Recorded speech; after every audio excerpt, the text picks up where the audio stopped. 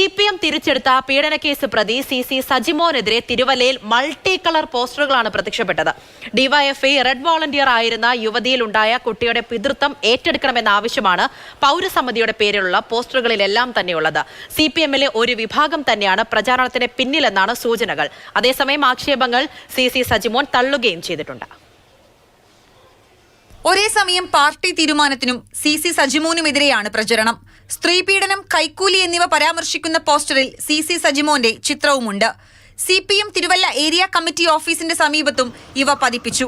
സ്ത്രീപീഡനമടക്കം കേസുകളിൽ കോടതി തീർപ്പ് വരും മുൻപ് സജിമോനെ തിരിച്ചെടുത്ത നടപടി ഒരു വിഭാഗം പരസ്യമായി ചോദ്യം ചെയ്യുന്നു എന്ന വിലയിരുത്തലാണ് ഇടതു കേന്ദ്രങ്ങൾ പോലും പങ്കുവെക്കുന്നത്. അതേസമയം സ്ത്രീപീഡന കേസുമായി ബന്ധപ്പെട്ട യുവതിക്ക് പോലും തനിക്കെതിരെ പരാതിയില്ലെന്നാണ് സജിമോന്റെ വിശദീകരണം.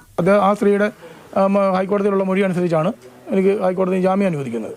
അതിൽ നിന്ന് മനസ്സിലാക്കേണ്ട കാര്യം എന്ന് പറഞ്ഞാൽ എനിക്കെതിരെ പരാതി ഇല്ലെന്നുള്ളത് തന്നെയല്ലേ വരുന്നത്. എല്ലാത്തിനും പഴി രാഷ്ട്രീയ ശത്രുക്കൾക്ക് മേൽ അടിച്ചേൽപ്പിക്കുകയാണ് ഇവിടെ പാർട്ടി നേതൃത്വം.